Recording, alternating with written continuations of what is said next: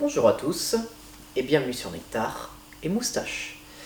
Aujourd'hui, je voulais revenir avec vous sur un champagne que nous avons dégusté au travail il y a de cela quelques jours. Je remercie d'ailleurs Alain de nous avoir ouvert cette bouteille, puisqu'il s'agit de la maison Charton Taillé avec la cuvée Les Bars en millésime 2015.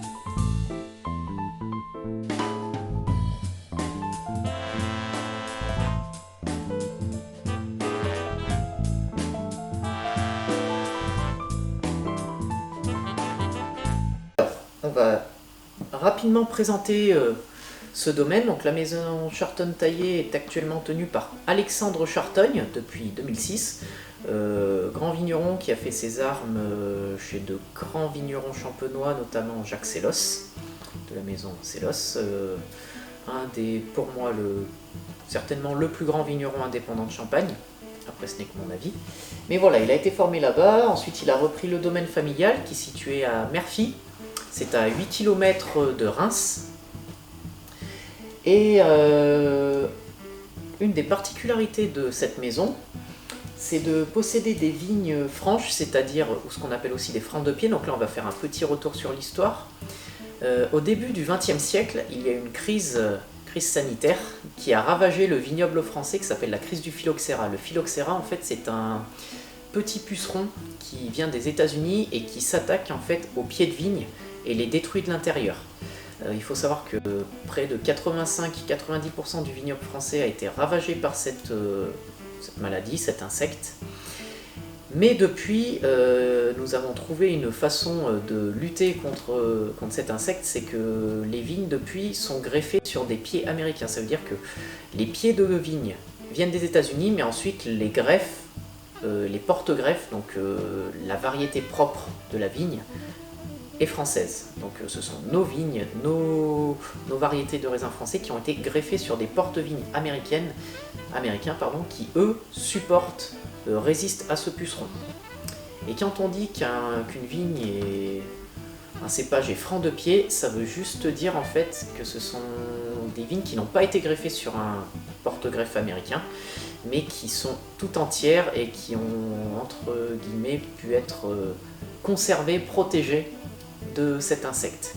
Donc ils ont la chance d'avoir des vignes franches, notamment de pinot meunier, et un des autres facteurs qui permet aussi de lutter contre cet insecte, c'est le sable. Les vignes qui sont plantées sur des terroirs sablonneux, on ne sait pas pourquoi, ne sont pas attaquées par ce puceron. Et apparemment il a du mal à se déplacer dedans et du coup il ne s'attaque pas aux vignes plantées sur les sols sablonneux. Donc, une des autres particularités notamment de cette cuvée, c'est d'être plantée justement sur un sol de sable et de calcaire. Mais voilà. Donc un vignoble, enfin un vin et un domaine très pointu. Alors on n'est pas sur du champagne grand public, ça ne sera pas les Roderer, les Laurent Perrier, les Deutz que vous pourrez retrouver assez facilement dans le commerce. Là, ce sont des champagnes que vous pourrez trouver uniquement chez vos cavistes, dans les restaurants ou sur internet, mais des produits ultra qualitatifs. Cette cuvée, les bars, donc, provient d'une parcelle unique en blanc de noir. Donc blanc de noir, ça veut dire que le champagne, un champagne blanc, est élaboré uniquement à partir de raisins rouges, en l'occurrence ici le pinot meunier. Ça aurait pu être du pinot noir, là c'est 100% pinot meunier. C'est l'un des rares justement en plus à faire un blanc de noir 100% pinot meunier, Alexandre Chartogne. Donc voilà, un champagne du millésime 2015, mis en bouteille pour la seconde fermentation, donc la prise de mousse, en 2016, et qui a été dégorgé, c'est écrit au dos de la bouteille, très exactement, en juin 2020. Donc c'est tout récent. Ça fait quelques mois que la bouteille a été dégorgée, donc dégorgée, c'est quand ça signe la fin du vieillissement. avec la mise finale du bouchon définitif. Donc voilà, c'était un champagne, parce que on l'a bu, hein, maintenant il n'y en a plus malheureusement. C'était un champagne, alors pour le coup très vineux, c'est pas un champagne d'apéritif, hein, là c'est plus un champagne de repas, mais avec voilà, un côté très vineux, des notes de noisettes un petit peu grillées, une petite finale un peu saline, quelque chose voilà, de très gourmand, mais avoir un... Nous on l'a dégusté pur, mais avoir peut-être une côte de veau avec n'aurait pas été de trop. C'est vraiment des champagnes pour se allier avec un plat, mais voilà, c'est quelque chose de très suave, très gourmand, une belle finesse. C'est un champagne qui, lors de sa première vinification, a été élevé sous bois, sur des bois de 3 à 9 ans, si ma mémoire est bonne. Ça veut dire que ce sont des fûts, ce ne sont pas des fûts neufs, ce sont des fûts qui ont auparavant déjà fait vieillir du vin. On n'utilise pas des fûts neufs, on utilise des fûts en fait déjà usagés. Du coup, ça apporte en fait de la structure, mais ça ne donne pas ce goût très boisé, très vanillé qu'on retrouverait sur le bois neuf. Le goût Robert Parker, comme vous savez que j'aime à l'appeler. Mais voilà, un superbe champagne, une finesse de bulle. Alors là, ce sont vraiment des champagnes de grande garde, hein, ça vous pouvez les garder 10 ans dans votre cave, c'est pas un problème. Au contraire, ils vont se patiner, apporter encore plus de délicatesse au fur et à mesure des années. Mais voilà, un champagne qui, une fois en bouche, a des belles notes un peu de pain d'épices, notes également d'agrumes, de citron, la pomme verte aussi un petit peu, mais ça c'est dû à la jeunesse, ça se patinera un peu avec le temps. Pour partir après sur des notes voilà, encore plus briochées, également peut-être un peu plus terroir, champignons, ce genre de choses. Mais voilà, des très grandes cuvées de gastronomie. La maison Charton-Taillé possède donc une cuvée principale qui s'appelle la cuvée Sainte-Anne, qui est on va dire leur cuvée classique. Ils ont un champagne rosé et après ils font des cuvées parcellaires, entre 6 et 10 cuvées parcellaires. Donc, ce sont des cuvées issues que d'une seule parcelle, en fonction du millésime et de la qualité du millésime.